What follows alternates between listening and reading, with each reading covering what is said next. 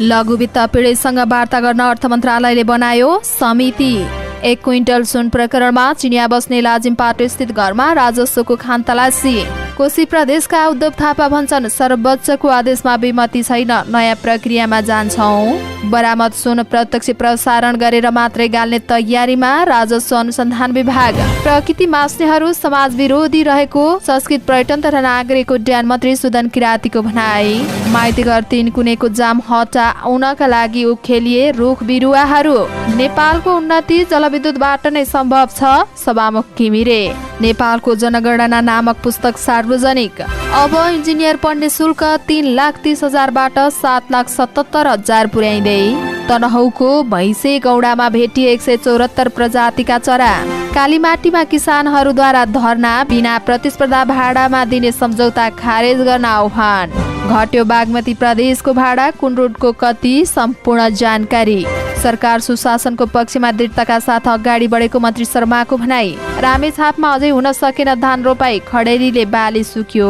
विवेकशील साझाले मनायो स्थापना दिवस। साउन र भदौमा रासपाले 7 प्रदेशमा प्रशिक्षण सक्ने।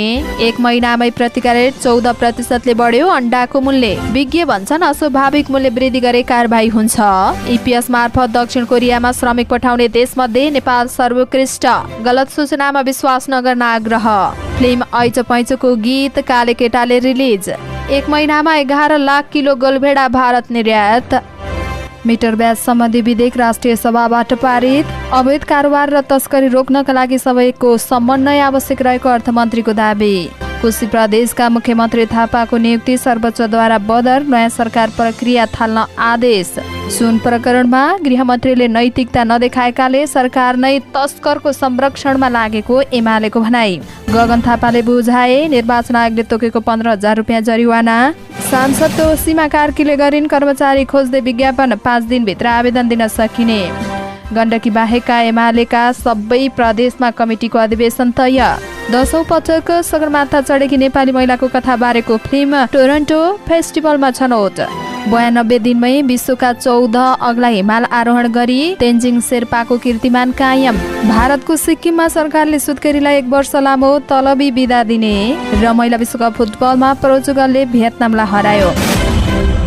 नमस्कार, अनलाइन समाचारमा यहाँलाई हार्दिक स्वागत छ। म सावित्रा कोइराला। आज मिति 2080 साल साउन महिनाको 12 गते शुक्रबार। आज विश्व हेपाटाइटिस दिवस, अधिक श्रावण शुक्ल दशमी। आज पनि हामी उपस्थित भइसकेका छौँ। देशभर कहाँ के भयो सम्पूर्ण जानकारी लिएर हाम्रो भिडियोलाई अन्तिमसम्म हेर्नुहोला। अनि कस्तो लाग्छ त्यस्तै सल्लाह सुझाव अनि प्रतिक्रिया तल कमेन्ट बक्समा कमेन्ट गर्न सक्नुहुनेछ। अब समाचार विस्तारमा। अर्थ मन्त्रालयले काठमाडौँमा आन्दोलनरत लघुवित्त पीडित समितिसँग वार्ता गर्न समिति गठन गरेको छ। अर्थ मन्त्रालयको वित्तीय क्षेत्र व्यवस्थापन तथा संस्थापन समन्वय महाशाखाका प्रमुख सहसचिव भूपाल बरालको संयोजकत्वमा वार्ता समिति गठन गरेको मन्त्रालयका प्रवक्ता धनीराम शर्माले जानकारी दिनुभयो। अर्थमन्त्री स्तरको निर्णयबाट नै गठन वार्ता समितिमा गृह मन्त्रालय, कानून न्याय तथा संसदीय मामिला मन्त्रालय तथा नेपाल राष्ट्र बैंकका प्रतिनिधि पनि सदस्य रहनेछन्। सो समितिलाई लघुवित्त पीडित समितिसँग वार्ता गरी तथा छलफल गरी समाधानको विषयमा सिफारिस गर्न कार्यादेश दिएको प्रवक्ता शर्माले जानकारी दिनुभयो। नेपाल राष्ट्र बैंकले पनि छुट्टै डेस्क राखेर लघुवित्त पीडितको समस्या समाधानको प्रयास गरिरहेको छ। अहिले पनि काठमाडौँमा आन्दोलन जारी नै भएकाले पनि वार्ता मार्फत समाधानको पहल गर्नका लागि समिति गठन भएको हो। लाजिमपाटमा चिनिया नागरिकको भाडामा लिएर बसेको एक घरमा राजस्व अनुसन्धान विभागले खानतलासी गरेको छ। त्रिभुवन अन्तर्राष्ट्रिय विमानस्थलबाट 4 साउनमा पक्राउ परेका चिनिया नागरिक लिङ चुआनको लाजिमपाट स्थित घरमा विभागले केही महत्त्वपूर्ण कागजात र सामग्री बरामद हुन सक्ने आशंकामा खानतलासी गरेको स्रोतको भनाइरहेको छ। त्यस क्रममा केही बक्सहरू विभागले बरामद गरेको छ, तर त्यसमा सुन नभेटिएको विभागको एक अधिकारीको भनाइ छ। घरलाई अहिले विभागले सिल गरेको छ। विभागका एक अधिकारीका अनुसार त्यहाँ चुआनसँग अन्य चिनिया नागरिकहरू पनि आउजाउ गरेका हुन्थे। अन्य चिनियाका बारेमा भने विभागले अनुसन्धान गरिरहेको छ। विभागले सशस्त्र प्रहरीको सहयोगमा यसअगाडि बालुवाटार र सोराखुट्टेमा पनि छापा मारेको थियो। त्यहाँबाट ब्रेक सु बरामद गरेपछि त्यसमा सुन नभेटिएको अनुसन्धानमा संलग्न अधिकारीको भनाइ छ। राजस्व अनुसन्धान विभागको टोलीले 2 साउनमा त्रिभुवन अन्तर्राष्ट्रिय विमानस्थलको भन्सार जाँच पास गरेर बाहिरको क्रममा 1 क्विन्टल सुन बरामद गरेको थियो। त्यसमा संलग्न रहेको आरोपमा आजसम्म 17 जना पक्राउ परेका छन्। कोशी प्रदेशका मुख्यमन्त्रीबाट पदमुक्त भएका उद्धव थापाले सर्वोच्च अदालतको आदेशमा आफ्नो कुनै पनि विमति नरहेको बताउनु भएको छ। नेपाली कांग्रेस संसदीय दलका नेता थापा सभामुख बाबुराम गौतम समेतको समर्थनमा 21 असारमा मुख्यमन्त्री बनेका थिए, तर सर्वोच्चले सरकार गठनमा सभामुखले समर्थन दिनुलाई असंवैधानिक ठहर गरेको छ र थापाको नियुक्ति बदर गरेको छ। पदमुक्त भएका थापाले फेरि सरकारमा नेतृत्वमा दाबी गर्ने बताएका छन्। त्रिभुवन अन्तर्राष्ट्रिय विमानस्थलबाट बरामद गरिएको सुनगालेको प्रत्यक्ष प्रसारण गर्ने तयारी गरिएको छ। राजस्व अनुसन्धान विभागको टोलीले साउन 3 मा साँझ त्रिभुवन अन्तर्राष्ट्रिय विमानस्थल भन्सार गेट बाहिरको करिब 100 किलो सुन बरामद गरेको थियो। राजस्व अनुसन्धान विभागले बरामद गरेका 8 पोका सुन राष्ट्र बैंकको टक्सार महाशाखामा पठाएको छ। राष्ट्र बैंकका अधिकारीका अनुसार गालेपछि मात्रै सो सुनको परिणाम तौलिन मिल्छ, तर गाल्ने प्रक्रिया सुरु गर्न राजस्व अनुसन्धान विभागको पत्र पठाउनु पर्ने आवश्यक छ। राजस्व अनुसन्धान विभागले प्रत्यक्ष प्रसारण लाइभ गरेर सुन गाल्ने र तौलने तयारी गरेको छ। प्रत्यक्ष प्रसारण गरेर सुन गाल्ने बारेमा छलफल भइरहेको राजस्व अनुसन्धान विभागका सूचना अधिकारी नवराज अधिकारीले जानकारी दिनुभएको हो। उहाँले भन्नुभयो, त्यो विषयमा अहिले छलफलकै क्रममा रहेको छ। असार 30 मा हङकङबाट क्याथे पेसिफिकको उडान मार्फत मोटरसाइकल र स्कुटरको ब्रेक प्याडमा सुन लुकाएर ल्याइएको थियो।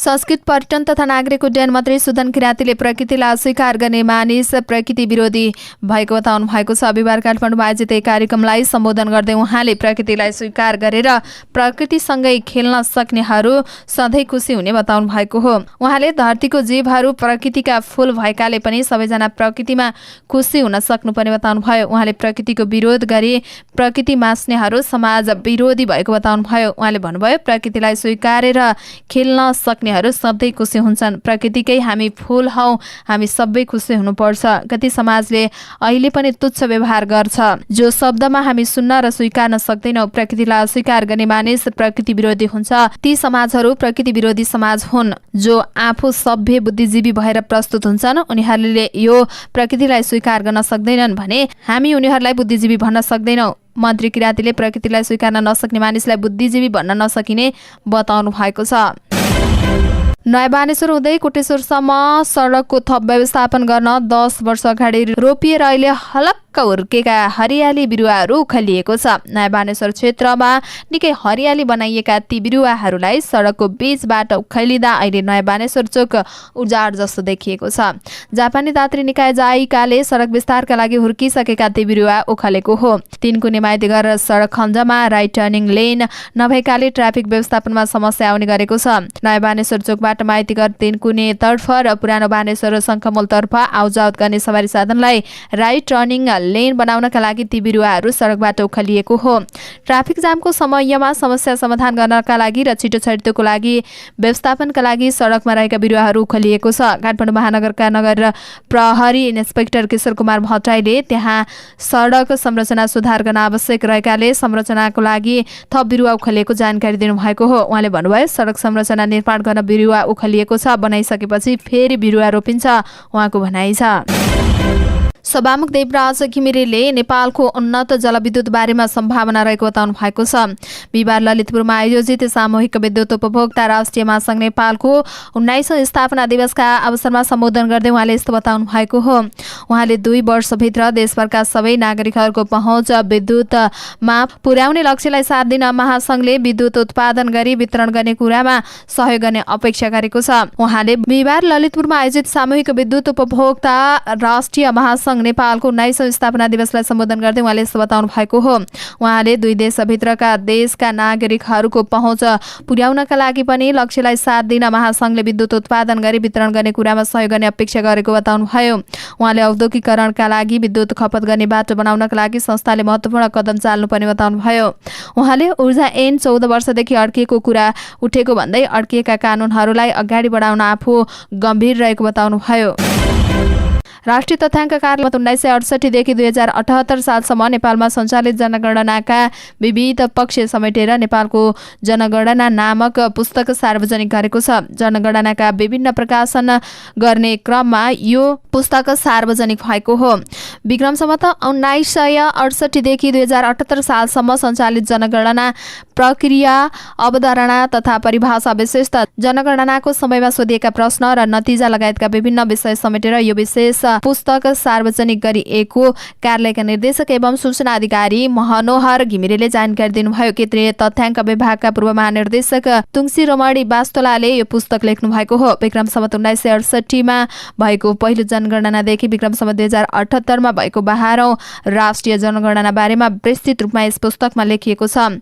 यो पुस्तक संघ प्रदेश र स्थानीय तह तीनै तहका सरकार, नीति निर्माण, अध्येता, अनुसन्धानकर्ता, विद्यार्थी लगायतका सबैलाई उपयोगी हुने राष्ट्रिय तथ्याङ्क कार्यालयका निर्देशक घिमिरेको भनाइ छ।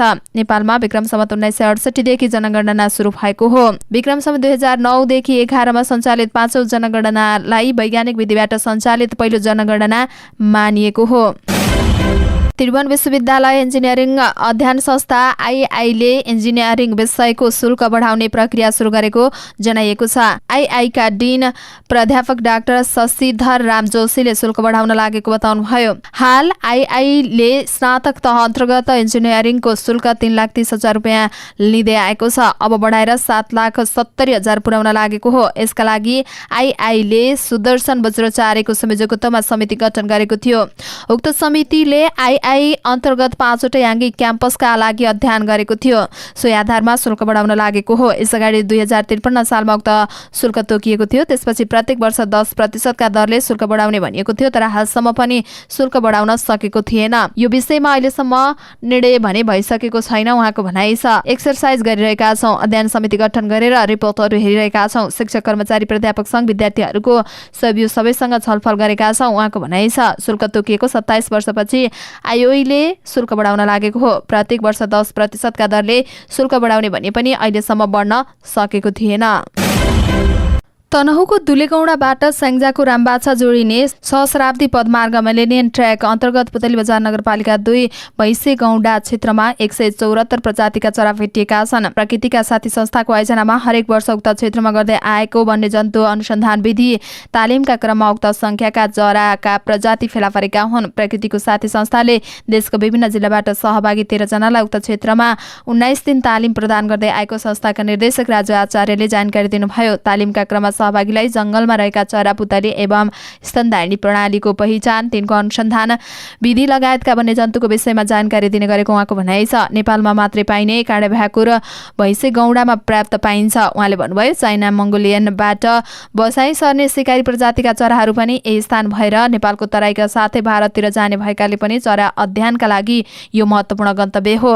तनहुँ र स्याङ्जाका विभिन्न भागलाई जोड्ने गरी कुल 72 किलोमिटर अन्तर्गत रहेको सहस्राब्दी पदमार्गमा 52 किलोमिटर वन जंगल क्षेत्रमा पर्ने भएकाले पनि वरपर चराहरू र पर्यावरणका लागि वन्यजन्तु तथा वातावरण सम्बन्धी अध्ययन तथा अनुसन्धानका लागि आकर्षक गन्तव्य बन्दै गएको मिलेनियम ट्र्याक व्यवस्थापन समितिका सदस्य एवं मिलेनियम भैँसेगौडा सामुदायिक होमस्टेका अध्यक्ष बालकुमार गुरुङले बताउनुभयो।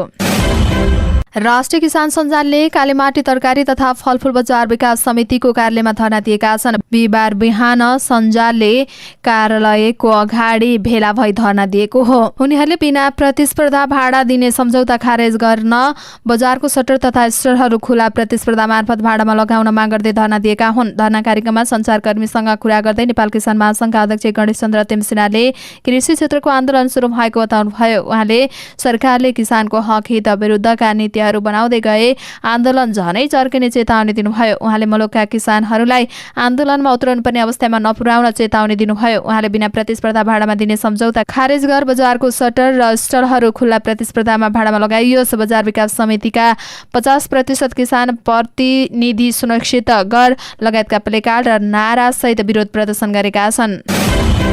बागमती प्रदेश सरकारले बिहिबारबाट लागू हुने गरेर भाडा दर समायोजन गरेको छ। प्रदेश सरकारको राजपत्रमा प्रकाशित सूचना अनुसार बिहिबारबाट नै लागू हुने गरेर प्रदेशभित्रका सार्वजनिक सवारी साधनको भाडा दर समायोजन गरेको हो। श्रम, रोजगार तथा यातायात मन्त्रालयका सूचना अधिकारीका अनुसार काठमाडौँ उपत्यका सहित प्रदेशभित्रका अन्तर जिल्ला स्तरीय रूपमा नयाँ भाडा दर कायम गरिएको हो। सञ्चार तथा सूचना प्रविधि मन्त्री रेखा शर्माले वर्तमान सरकार सुशासनको पक्षमा दृढताका साथ अगाडि बढिरहेको बताउनु भएको छ। सफ्टवेयरिङ कलेजले बिहिबार आयोजना गरेको टेक एक्स 2023 को उद्घाटन गर्दै सरकारका प्रवक्ता समेत रहेकी मन्त्री शर्माले भ्रष्टाचार विरुद्ध सरकारले अभियान नै सञ्चालन गरेको स्पष्ट पार्नुभयो। केही राम्रा काम गरेर आम जनता र युवामा सकारात्मक सन्देश दिने लक्ष्यका साथ सरकार अगाडि बढेको उहाँको भनाइ छ। वर्तमान अवस्थामा देखा परेका समस्या समाधानका साथै आगामी दिनमा उत्पन्न हुन सक्ने असहज परिस्थितिको सामना गर्न गर्नका लागि पनि सूचना तथा प्रविधिको सही प्रयोग आवश्यक रहेको उहाँको भनाइ छ। उहाँले भन्नुभयो संसार सूचना र प्रविधिको विकासमा अगाडि बढिरहेको छ। पछिल्लो समय गुणात्मक प्रगति भएको क्षेत्र यो मात्रै हो। नेपालमा पनि पछिल्लो दशकका अन्य क्षेत्रहरूको तुलनामा सूचना र सञ्चार प्रविधिमा उल्लेखनीय प्रगति भएको भन्दै मन्त्री शर्माले सरकारले पनि यसलाई आवश्यकताको महसुस गरी विभिन्न क्षेत्रमा सूचना प्रविधिको प्रयोग बढाएको उल्लेख गर्नुभयो। उहाँले मानवीय जीवनको बहुआयामिक पक्षमा सूचना प्रविधिले महत्त्वपूर्ण प्रभाव पारेको बताउनुभयो। देशका विभिन्न भागमा अत्याधिक वर्षाका कारण बाढी पहिरोका समाचारहरू आइरहेका बेला रामेछापमा भने पर्याप्त पानी नपर्दा धान रोपाई हुन सकेको छैन। साथै खडेरीले बर्खे बालीका रूपमा लगाइएका बाली पनि सुक्न थालेका छन्। जिल्लाको बढी धान हुने माडीफाट, मन्थली फाँट, मुगिटार फाँट, खिम्ती, बेसी, तिलपुङ, हलेदे, बेसी लगायतका ठाउँमा उल्लेखनीय रूपमा अझै पनि धान रोपाई हुन सकेको छैन। पानीका भल छोपेर रोप्नुपर्ने पाखे खेतमा पनि रोप राखिएको धानको बिउ छिप्पिन लागिसकेको छ। बिउ छिप्पिएपछि धान रोप्नु र नरोप्नुको कुनै अर्थ नहुने कृषि विज्ञहरूको भनाइ छ। धान रोप्न मात्रै नभई पाको बारीमा छरिएका बर्खे बाली, मकै, गहत, कोदो लगायतका बाली पनि खडेरीका कारण सुक्न लागेका छन्। जिल्लामा बिहान बेलुका सामान्य धुलो मार्ने गरेर कहिलेकाहीँ पानी पर्ने गरेको भए पनि जमिन भिज्ने र खोला नाला आउने गरी 2 महिना अगाडिबाट पानी पर्न सकेको छैन। जिल्लामा रहेका कुल खेती योग्य जमिन 50,908 हेक्टर रहे पनि धान रोप्न योग्य जमिन 7,859 हेक्टर रहेका छन्। त्यसमध्ये अहिलेसम्म करिब 44% मात्रै धान रोपिएको कृषि ज्ञान केन्द्रले जनाएको छ। विवेकशील साझा पार्टीले स्थापना दिवस मनाएको छ। विवेकशील साझा पार्टीको छैटौं स्थापना दिवस मनाइएको हो। विवेकशील साझाको साउन 11 गते स्थापना भएको थियो। राष्ट्रिय स्वतन्त्र पार्टीले साउन र भदौलाई कार्यकर्ता प्रशिक्षणको महिना बनाएको छ। कोशी, गण्डकी, लुम्बिनी र सुदूरपश्चिम प्रदेशको प्रशिक्षण साउनमा गर्ने भएको छ। बाँकी 3 प्रदेशमा भदौमा गर्ने भएको छ। रासपाले कोशी र लुम्बिनीको प्रशिक्षण सकिसकेको छ। गण्डकी प्रदेशको प्रशिक्षण साउन 26 र 27 गते पोखरामा हुने तय भएको छ भने सुदूरपश्चिम प्रशिक्षण धनगढीमा साउन 19 र 20 का लागि तोकिएको छ। शनिबार र शुक्रबार साउन 12 र 13 गते हेटौडामा गर्ने भनिएको प्रशिक्षणको मिति स्थगित भएको छ। बागमती सहित मधेस र कर्णालीका प्रशिक्षण भदौमा गर्ने गरी पुनः मिति तय हुने प्रशिक्षण विभागका सचिव कमल सुवेदीले जानकारी दिनुभयो। पहिलो निर्धारित समयअनुसार भदौ 1 र 2 मा मधेस र भदौ 8 र 9 गते कर्णाली प्रशिक्षण गर्ने तय भएको थियो। 3 प्रदेशको प्रशिक्षण भदौमा गर्ने गरी अर्को मिति सार्वजनिक गर्ने सुवेदीले जानकारी दिनुभएको हो। गङ्गाबुकी शर्मिला पाठक एका बिहानै नजिकैको किराना पसलमा पुगिन्। भान्सामा सकिएका अत्यावश्यक सामान किनिन्। बिल देख्दा उनलाई अचम्म लाग्यो। 1 महिना अगाडि प्रति क्यारेट बढीमा 450 रुपियाँमा पाइएको अन्डाको मूल्य अहिले 510 रुपियाँ थियो। उनले पसलेलाई सोधिन्, कति धेरै महँगो अन्डा? हामीले पनि महँगैमा झारेको हो। 1 क्यारेट अन्डा बेच्दा 5-10 रुपियाँ पनि फाइदा हुँदैन। पसलेले भने, अब त अन्डा किनेर खान पनि नसकिने भयो। शर्मिलाले भनिन्, यो भन्दा त कुखुराको मासु नै सस्तो। शर्मिलाले मात्रै होइन, यो मूल्य सबै उपभोक्ताले तिर्नु परेको छ। यो मूल्य 1 महिनाको तुलनामा 14% बढी देखिएको छ। सरकारले अनुगमन गर्दा उपभोक्ताले बढी मूल्य तिर्नु परेको अन्डा उत्पादक संघका अध्यक्ष शिवराम केसीको भनाइ छ। बिचौलियाहरूले बढी मूल्य पाइरहेका छन्, सरकारले अनुगमन गरेको छैन। उनले भने, उनका अनुसार तुलनात्मक रूपमा अहिले अन्डाको मूल्य बढेको छ, तर त्यसको बढी फाइदा बिचौलियाले पाएका छन्। कुखुरा उत्पादक संघले जेठमा प्रति क्यारेट ठुलो अन्डाको मूल्य 405 रुपियाँ र मध्यम खालको अन्डाको 380 रुपियाँ तोकेको थियो। त्योभन्दा ठुलो अन्डा प्रति क्यारेट 350 देखि 60 सम्म र मध्यम अन्डा 325 देखि 30 सम्म रहेको थियो। अन्डा उत्पादन घटेको भन्दै संघले फेरि असारमा ठुलो अन्डा प्रति क्यारेट 25 रुपियाँ बढाएर 430 पुर्याएको थियो। त्यस्तै मध्यम अन्डा प्रति क्यारेट 35 रुपियाँ बढाएर 415 रुपियाँ पुर्याएको छ। यो किसानले पाउने मूल्य हो। 1 महिनाको अवधिमा अन्डाको खुद्रा मूल्य 7 देखि 10% बढेको छ। रोजगारी अनुमति प्रणाली एपीएस मार्फत दक्षिण कोरियामा श्रमिक पठाउने विषयमा सामाजिक सञ्जालमा आइरहेका गलत सूचनामा विश्वास नगर्न एपीएस कोरिया शाखाले आग्रह गरेको छ। शाखाको लेटर प्याड कृत्य गरी तत्काल नेपालबाट कुनै पनि कामदार कोरिया नभित्राउने सम्बन्धी अत्यन्तै जरुरी सूचना भन्दै भ्रम छाने काम भएकामा त्यस्ता सूचनामा विश्वास नगर्न वैदेशिक रोजगार विभाग अन्तर्गत एपीएस कोरिया शाखाले सूचनामा जारी गरेको छ।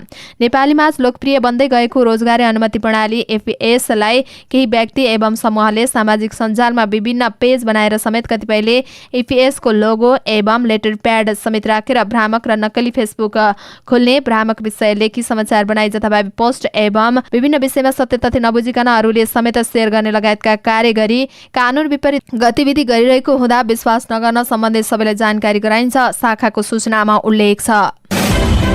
भदौ 14 गते प्रदर्शनको मिति तय भएको फिल्म ऐचपैँचोमा समावेश पहिलो गीत सार्वजनिक भएको छ। बिहिबार काठमाडौँमा आयोजित पत्रकार सम्मेलनमा काले केटाले बोलको गीत सार्वजनिक गरिएको हो। प्रमुख अतिथिको रूपमा सहभागी नेकपा एमालेका नेता योगेश भट्टराईले यो फिल्मले छक्का पञ्जा र जारीले जस्तै धेरै कमाउन सकोस् भनेर शुभकामना दिएका थिए। राष्ट्रिय फिल्म प्रवर्धन गर्नका लागि यस्ता फिल्म चल्नुपर्छ उनको भनाइ छ। कृष्ण चौलागाई निर्देशित फिल्मलाई सोसियल पोलिटिकल जनरामा राखिएको छ। गाउँको सेटिङमा राजनैतिक वस्तु बुनिएको फिल्मको गीत सार्वजनिक समारोहमा फिल्मका कलाकारहरूको उपस्थिति रहेको थियो। आशिष अविरल र अस्मिता अधिकारीको स्वरमा रहेको गीत माइक नारायण भण्डारीको शब्द र आशिषकै सङ्गीत रहेको छ। स्वस्तिमा खड्का, मुकुन्द भूषाल, वर्षा राउत, सुशील सिटौला, कुशिष छेत्री, राजराम पौडेल, शारदा गिरी, बुद्धि तामाङ, विशाल पारी, रमेश बुढाथोकी, रविन्द्र झा, सुमन मोतीको अभिनय रहेको छ। यो गीतमा फिल्मका शीर्ष कलाकारहरू फिचरमा रहेका छन्। आर्थिक वर्ष 79-80 मा 10,94,000 किलो गोलभेडा भारतबाट निर्यात भएको छ। सो परिणामको गोलभेडा निर्यातबाट नेपालले 1,49,00,000 रुपियाँ बढी आम्दानी गरेको छ। भन्सार विभागको तथ्याङ्कमा उक्त परिणामको गोलभेडा असारमा मात्रै निर्यात भएको छ। गत साउनबाट जेठसम्म भने यहाँबाट भारत निर्यात भएको छैन। असारमा मात्रै भारतबाट पनि नेपालमा 50 लाख किलो गोलभेडा आयात भएको विभागको तथ्याङ्कले देखाएको छ। आर्थिक वर्ष 78-79 मा 40 किलो गोलभेडा भारत निर्यात भएको थियो। केही महिना अगाडिबाट भारतमा गोलभेडाको मूल्य आकाशिएको छ। एक महिना अगाडिसम्म पनि भारतीय बजारमा गोलभेडाको किलोको 120 देखि 150 भारूमा कारोबार भइरहेको छ। अहिले भने भारतको मुम्बईमा गोलभेडा किलोकै 200 रुपियाँ माथि पुगिसकेको त्यहाँको सञ्चार माध्यम द इकोनोमिक्स टाइम्सले 2 दिन अगाडि समाचार सम्प्रेषण गरेको थियो। भारतमा केही शहरहरूमा भने अहिले गोलभेडाको मूल्य 100 रुपियाँ भन्दा बढी रहेको छ। नागार्जुन नगरपालिका 8 मा विशेष सहदर कृषि फर्ममा सञ्चालन गरिरहेका सुजन श्रेष्ठले राजस्थानमा आएको आँधीले त्यहाँको गोलभेडा खेतीमा क्षति पुर्याएको र त्यहाँबाट निर्यात हुन थालेको बताएका छन्। आफूले उत्पादन गरेका अधिकांश गोलभेडा वीरगञ्जबाट व्यापारीहरूलाई पठाउने गरेको उनको भनाइरहेको छ। अहिले धेरैजसो नेपालका किसानको उत्पादन बोर्डरका व्यापारीहरूले लैजान्छन्। उनले भने त्यहाँबाट भारतीय व्यापारीले लैजान्छन्। साउनको पहिलो साता कालीमाटी तरकारी तथा फलफुल बजारमा लोकल साना गोलभेडाको प्रति किलो मूल्य 5 देखि 6 रुपियाँ र टनेल गोलभेडाको मूल्य न्यूनतम 6 रुपियाँ देखि 12 रुपियाँ थियो। यो मूल्य कालीमाटी व्यापारीले किन्ने मूल्य हो। त्यतिखेर उपभोक्ता भने प्रति किलो 30 देखि 35 रुपियाँमा पाइरहेका थिए। मिटर ब्याज सम्बन्धी विधेयक राष्ट्रिय सभाबाट पारित भएको छ। बिहिबार बसेको राष्ट्रिय सभा बैठकले मुलुकी संहिता सम्बन्धी केही नेपाल ऐन संशोधन गर्न बनेको विधेयक 2080 सर्वसम्मत रूपमा पारित गरेको हो। अब यो विधेयक प्रमाणीकरणका लागि राष्ट्रपति कहाँ पठाउने बाटो खुलेको छ। राष्ट्रपतिले विधेयक प्रमाणीकरण गरेपछि कानूनका रूपमा कार्यान्वयनमा आउनेछ। यसअगाडि सरकारले मिटर ब्याज सम्बन्धी समस्या समाधानका लागि आयोग गठन गरे पनि कानून नबन्दा आयोगलाई काम गर्न समस्या भएको थियो। राष्ट्रिय सभाको अघिल्लो बैठकमा नै यो विधेयक पारित हुनुपर्ने भए पनि अध्यक्ष गणेश प्रसाद तिमसिनाले केही कानूनी विषयको अध्ययन गर्ने भन्दै निर्णय पेश गर्नु भएको थिएन। मिटर ब्याज पीडितको माग सम्बोधन गर्ने गरी सरकारले गएको वैशाख 20 गते अध्यादेश ल्याएको थियो। प्रतिनिधि सभामा निर्णय पेश हुने दिन नै नेकपा एमालेका संसदहरूले बैठकमा अवरोध गरेपछि फेरि नयाँ प्रक्रियाबाट विधेयक पेश हुँदै पारित भएको हो। अर्थमन्त्री डाक्टर प्रकाश शरण महतले त्रिभुवन अन्तर्राष्ट्रिय विमानस्थलबाट हुने अवैध कारोबार र तस्करी नियन्त्रण गर्न सबै सरकारी निकायको समन्वयात्मक भूमिका आवश्यक रहेको बताउनु भएको छ। बिहिबार त्रिभुवन अन्तर्राष्ट्रिय विमानस्थलको भन्सारको स्थलगत अनुगमनपछि सञ्चारकर्मीसँग कुरा गर्दै अर्थमन्त्री महतले यस्तो बताउनु भएको हो। अर्थमन्त्री महतले सरकारको निकायहरूले समन्वयकारी रूपमा एक अर्कालाई सूचना आदान प्रदान गरी काम गर्नुपर्ने बताउनुभयो। उहाँले एउटा मात्रैको भूमिकाले पनि राम्रो परिणाम आउन नसक्ने बताउनुभयो। उहाँले 1 क्विन्टल सुन प्रकरणमा पनि एउटा सरकारी निकायको सूचनाको आधारमा अर्को सरकारी निकायले बरामद गरेको बताउनुभयो। उहाँले सरकारी निकायको सूचनाको आधारमा अर्को सरकारी निकायले काम गर्दा गैरकानूनी गतिविधिलाई न्यूनीकरण गर्न सकिने बताउनुभयो। उहाँले विमानस्थलमा रहेको राजस्व अनुसन्धान विभाग, भन्सार विभाग, जनपद प्रहरी, सशस्त्र प्रहरी, नेपाली सेना र नागरिक उड्डयन प्राधिकरण बीच समन्वयात्मक भूमिका भए मात्रै गैरकानूनी गतिविधिमा कम गर्न सकिने उल्लेख गर्नुभयो।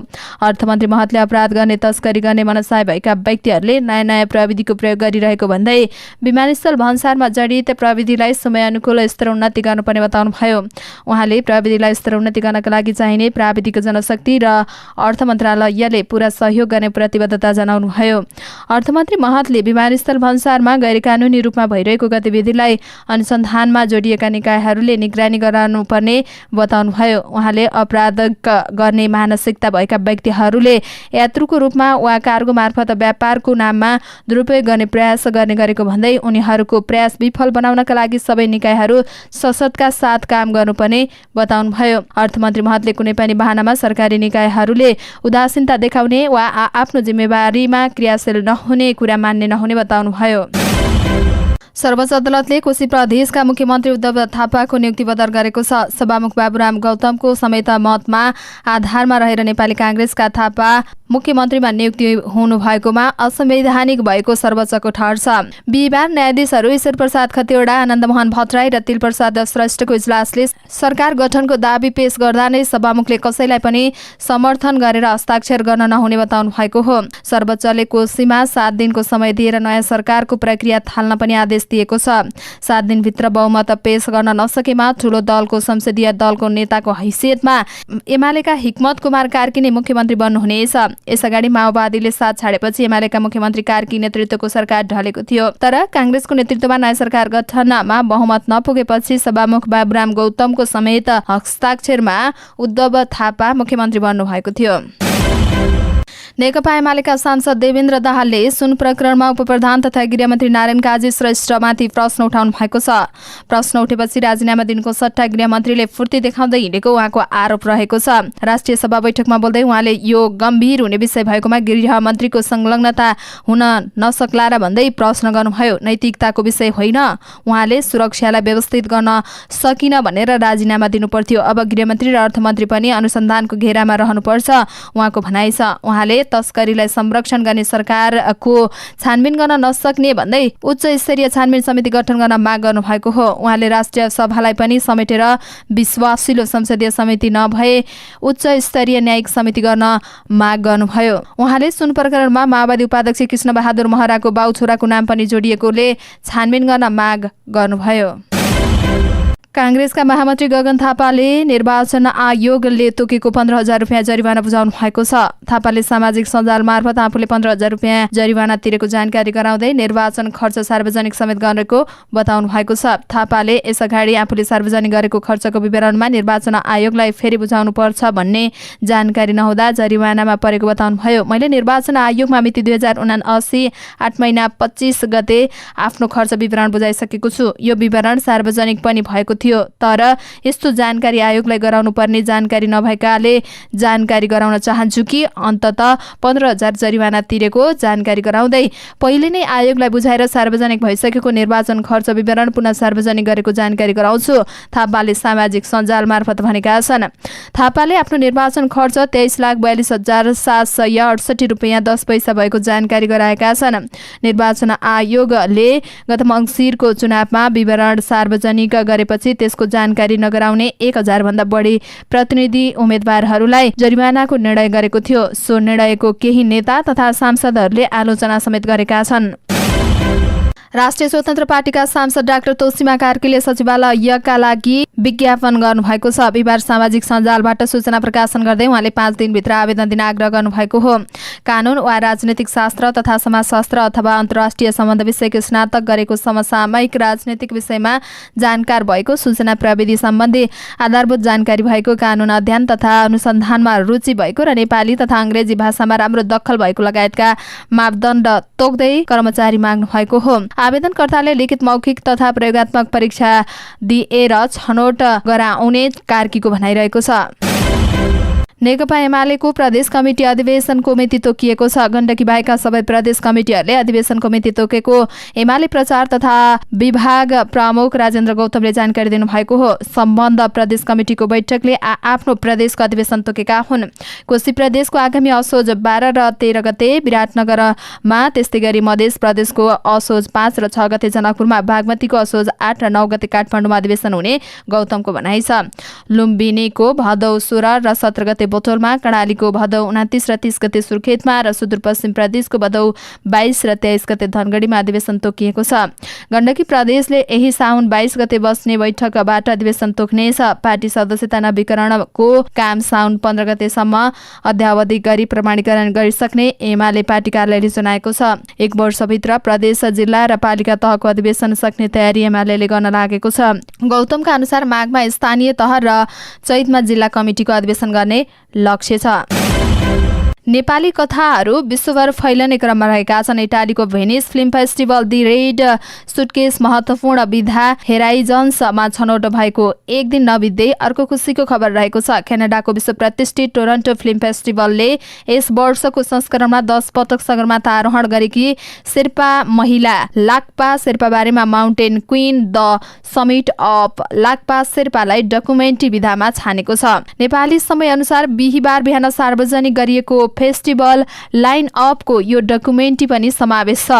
2 पटक अस्कर अवार्डमा मनोनीत निर्देशक लुसी वाकर निर्देशित यो फिल्म टोरन्टोमा विश्व प्रिमियर हुन लागेको हो। नेपाली महिलाको असाधारण कथा जसले 10 पटक सगरमाथा आरोहण गरेकी छन्। डेडलाइनमा हलिउड म्यागजिनले उल्लेख गरेको छ। एकल आमा समेत रहेकी लाक्पा शेर्पा नेपालमा हुर्केकी निरक्षर हुन्। गत वर्ष छायाङ्कनको समयमा उनी कनेक्टिकल होल्समा भाँडा माझ्ने काम गरेकी थिइन्। 2 छोरीहरूलाई उनले हुर्काउँदैछिन्। म्यागजिन लेख्छ तर कुनै पनि महिला भन्दा बढी सगरमाथा आरोहण गर्ने व्यक्तिको रूपमा उनको अर्को जीवन छ र यो फिल्मले उनलाई नै पछाइरहेको छ किनकि उनले आफ्ना छोरीका लागि राम्रो जीवन बनाउनका लागि प्रयास गरिरहेकी छन्। टोरन्टोको डान्स ओपनिङ नाइट फिल्म विधामा यो फिल्म छनौट भएको छ। सगरमाथा सहित विश्वका 8000 मिटर भन्दा अग्ला 14वटा हिमाल 92 दिनमा आरोहण गर्दै नेपाली पर्वतारोही तेन्जिङ शेर्पा लामा, नर्वेजियन पर्वतारोही क्रिस्टिन हरिलाले नयाँ कीर्तिमान कायम गरेका छन्। काठमाडौँ स्थित 7 समिट ट्रेकका अध्यक्ष मिङमा शेर्पाका अनुसार उनकै कम्पनीका गाइडका रूपमा कार्यरत तेन्जिङ र क्रिस्टिनले बिहिबार बिहान पाकिस्तानमा रहेको विश्वकै दोस्रो अग्लो हिमाल केटु आरोहण गरेका थिए।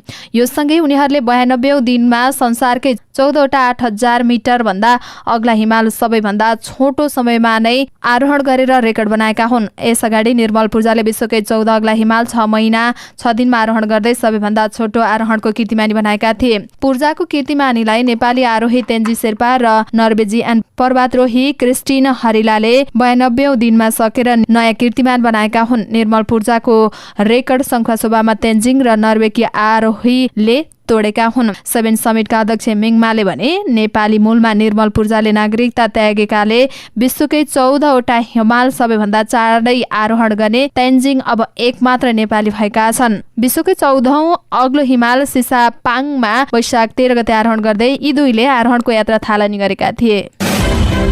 भारतको सिक्किम सरकारले सुत्केरीलाई 1 वर्ष लामो तलबी बिदा दिने भएको छ। सिक्किममा मुख्यमन्त्री प्रेमसिंह तामाङले कर्मचारीहरूलाई 12 महिनाको सुत्केरी बिदा दिने निर्णय भएको बताउनु भएको हो। यससँगै पितृत्व बिदा पनि 1 महिना पुर्याइएको छ। श्रीमतीको सुत्केरी हुँदाखेरि श्रीमानले पनि 1 महिना लामो बिदा पाउनेछन्।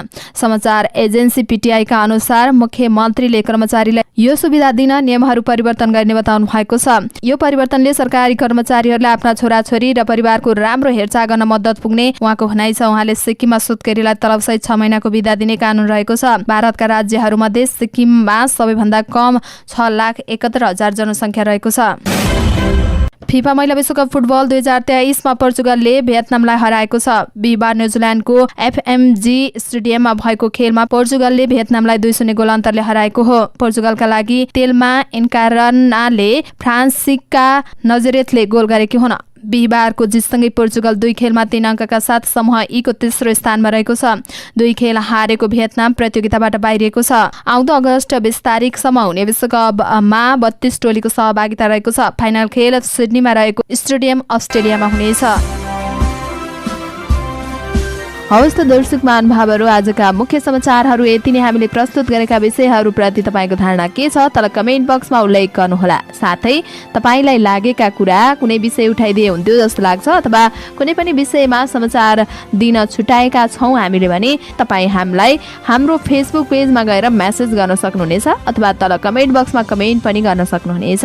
तपाईको कमेन्टले हामीलाई काम गर्नका लागि अझै ठूलो ऊर्जा दिनेछ। हाम्रो मेहनतको लागि एउटा सानो लाइक र कमेन्ट अवश्य गर्नुहोला अनि च्यानललाई सब्स्क्राइब गर्नुभएको छैन भने सब्स्क्राइब अल नोटिफिकेसन अन पनि गर्नुहोला। हामी पलपलको न्यूज अपडेटका साथ फेरि आउने नै छौं। त्यतिन्जेलसम्मको लागि तपाईको हरेक पल शुभ रहोस्। नमस्कार।